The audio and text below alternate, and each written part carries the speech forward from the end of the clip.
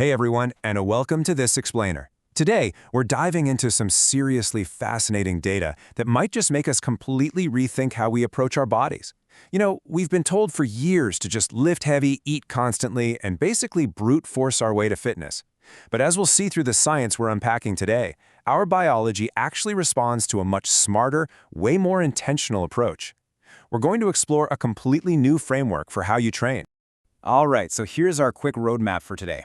First, we'll cover the anatomy of muscle growth, then building your structural armor. After that, we'll dive into the fasted training advantage. And finally, reversing the aging clock. Let's get right to it. Section 1. The anatomy of muscle growth and moving beyond 2D fitness. So when we actually break down our muscles in 3D, things become pretty clear. Think about it. Your chest isn't just one flat muscle, right? If you're only doing the flat bench press, you're really only hitting the middle, which leaves the top of your chest looking totally flat. You absolutely need the incline for the upper chest and specific angles for the lower. It's the same story everywhere else. Your back needs pull-ups for that wide taper, but rows for dense thickness. And your shoulders? While pushing movements hit the front, sure, but if you ignore the side and rear delts, you completely lose that wide, round 3D boulder shape.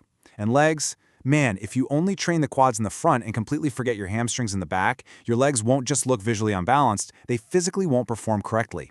Ignoring these specific subregions literally leads to a flat, incomplete physique. And it turns out there's a massive misconception out there about arm size. When we look at the actual composition of the arm, your triceps make up a significantly larger portion of it than your biceps do.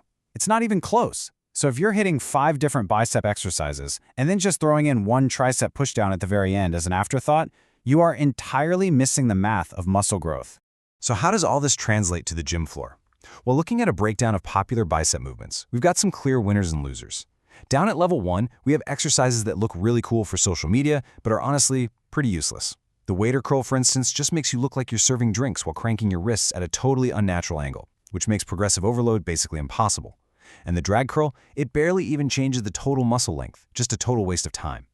But when we move all the way up to level 5, what we call the God tier, things change. For the short head of the bicep, the machine preacher curl locks your elbows perfectly in place and gives you this constant smooth resistance without any momentum. And for the long head, the face-away Bayesian cable curl is arguably the absolute best bicep exercise that exists. The cable gives you constant tension while your arm is stretched way behind your body. Zero dead spots. Now, the reason those level 5 exercises sit at the God tier comes down to one absolutely crucial concept: tension in the stretch position. Basically, this is that critical part of a movement where a muscle is completely lengthened while still under a heavy load. And we know from modern research that this is one of the single biggest drivers of hypertrophy, or muscle growth. Standard barbell curls, they actually lose tension at the very bottom, right when the muscle is most stretched. But machine preacher curls and Bayesian curls apply maximum tension exactly when the muscle is completely stretched out. And honestly, that is how you train smarter. All right, moving on to Section 2.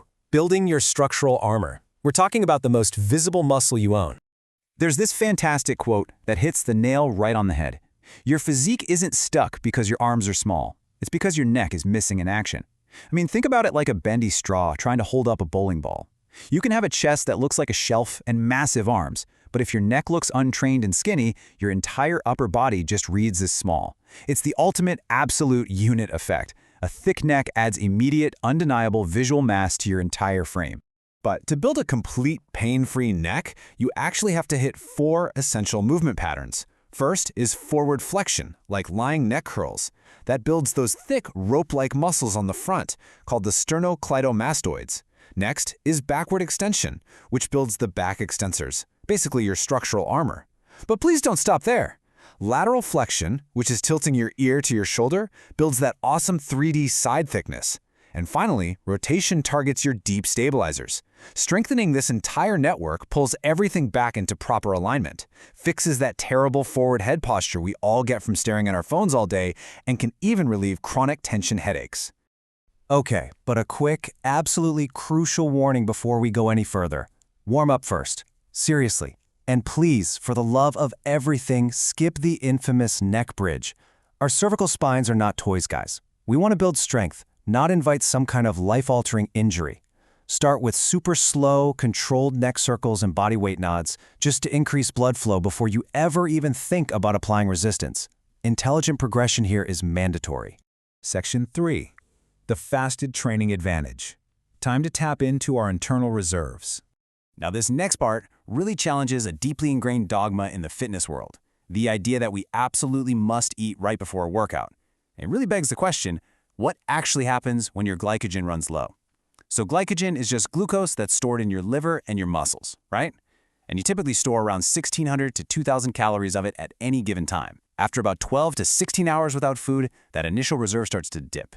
Now most people think this means they're going to pass out or lose all their strength in the gym, but your biology is vastly smarter than that.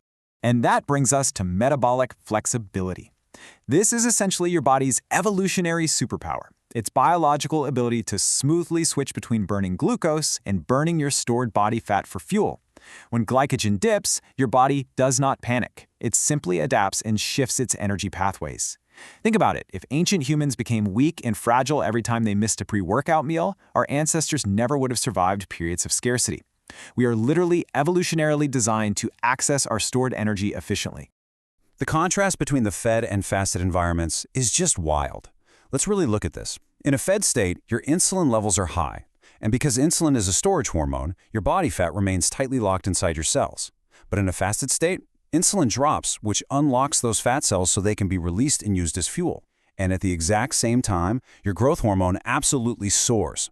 Fasting combined with exercise acts as this massive amplifier for growth hormone, which actively protects your highly valuable muscle tissue from being broken down, all while redirecting the energy demand straight toward your stored body fat. And that leads us to a pretty staggering number.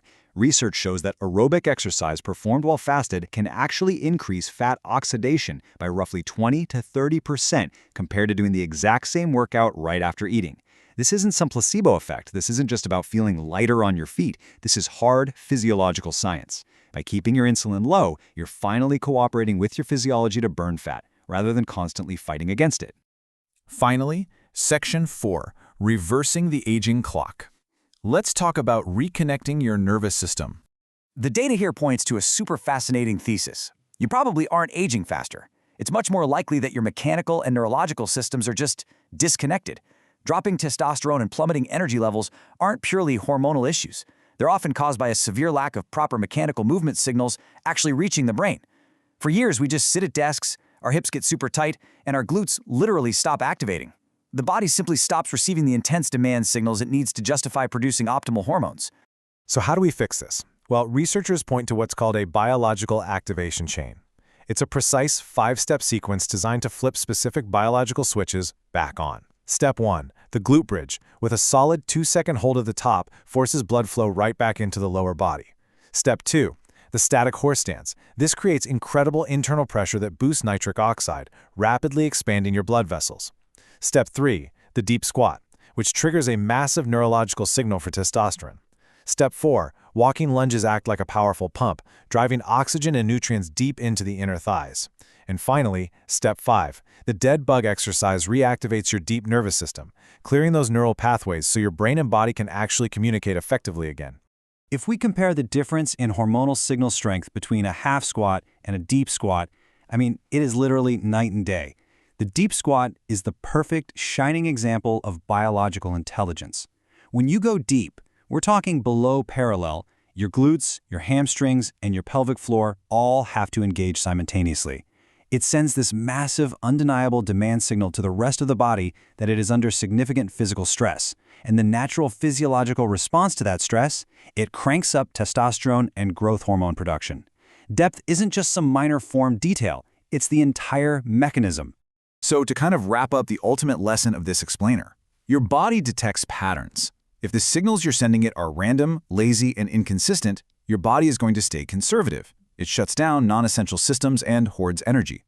But if you provide consistent demanding signals, like training the stretch position of a muscle, actively building your neck armor, utilizing fasted metabolic flexibility, or executing deep, neurologically rich movements, you literally force your biology to invest in maintenance. You give it a real reason to stay strong, stay flexible, and stay hormonally optimized. I want to leave you all with this final, somewhat provocative thought to chew on. Ask yourself, are you simply feeding and moving your body, or are you actually instructing it? It is time to leave those old, tired fitness dogmas behind.